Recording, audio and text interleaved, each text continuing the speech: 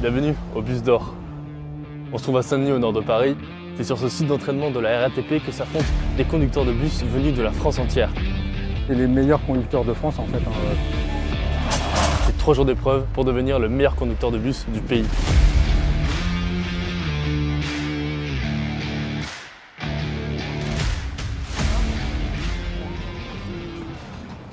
Je pense qu'il n'a rien touché. Hier, les candidats ont passé des épreuves écrites de QCM. Aujourd'hui, ce sont 5 épreuves de conduite. On a l'épreuve du demi-tour, donc ça se passe là-bas. Le bus a une coupelle devant son plateau avec une balle posée dessus et il doit effectuer un demi-tour sur la piste sans faire tomber la balle. Et à l'issue de l'épreuve, le conducteur doit déposer la balle dans un réceptacle. Au total, ce sont 56 participants venus de la France entière et parmi eux, on retrouve 7 femmes, dont Coralie. En tant que femme, c'est un peu stressant parce qu'on se dit qu'on a une petite pression derrière et qu'on a quand même notre place, qu'on est aussi capable qu'un homme et que parfois même des fois plus douce, plus patiente, mais que oui, on a largement notre place. Pour se qualifier, chaque réseau de bus dans la France entière organise un concours en interne. Pour le réseau d'Angers, c'est Philippe Bondevine qui a été sélectionné. J'y crois, oui. Il y avait 40 candidats. On a vraiment la crème de la crème aujourd'hui qui s'est réunie. Alors ici, il doit y avoir la crème de la crème, oui, en effet. Vous en faites partie. Manifestement. La prochaine épreuve, donc c'est la maniabilité à restreinte. Oui, exactement. Alors là, on voit actuellement un bus en train d'opérer sur la piste pour l'épreuve de maniabilité. Donc ça consiste à passer entre des plots. Donc il y a divers obstacles, il y a aussi des grilles pour passer les rétroviseurs. À chaque fois qu'un obstacle est touché, le conducteur a des pénalités. La fourche là, Ouais. c'est très technique.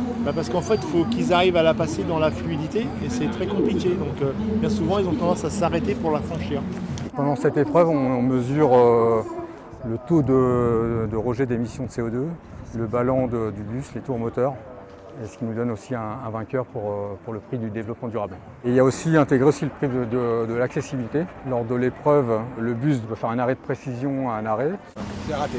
Il faudrait que les lasers en fait soient centrés sur la cible. Là, il est hors cible, le bus il s'est arrêté avant d'être dans la cible. Et puis il est trop décalé du trottoir, donc du coup il est hors cible. Alors, première impression. Alors, c'est pas terrible. Pas terrible. Bah non, j'ai pas l'impression. Pourquoi? Qu'est-ce qu'il y a Parce que manqué? là-bas, il y a eu une petite erreur de parcours, donc du coup, ça fait pas terrible. Prochaine étape. Oui, le freinage. Ouais. Bon courage. Bon courage. Merci. La 5e épreuve, c'est l'épreuve d'arrêt de précision. Donc ça se passe au fond. Donc le bus part à une distance environ de 200 mètres. Prendre l'élan, atteint une vitesse de 30 km/h minimum. Donc la vitesse est mesurée par la police nationale à l'aide de leur radar. 34, il est bon, donc il est au-delà de 30. Donc c'était la vitesse minimale requise pour pouvoir la première partie de l'exercice. Ouais, alors en fait, la ligne jaune, oui, c'est la ligne surtout qu'on ne peut pas dépasser. Puisque ça représente la distance 0, donc la distance avec un piéton fictif. Donc si on dépasse la ligne jaune, effectivement, c'est le maximum de points, de pénalités, et généralement on ne gagne pas le bus d'or. Cette année, c'est la 22e édition du Bus d'Or, organisée par l'Union des transports publics et ferroviaires. Et l'objectif, c'est de revaloriser le métier de conducteur de bus. Une manifestation comme les Bus d'Or est extrêmement importante dans un contexte où nous allons devoir recruter plus de 100 000 personnes à échéance 2030 avec près de 40 000 conducteurs.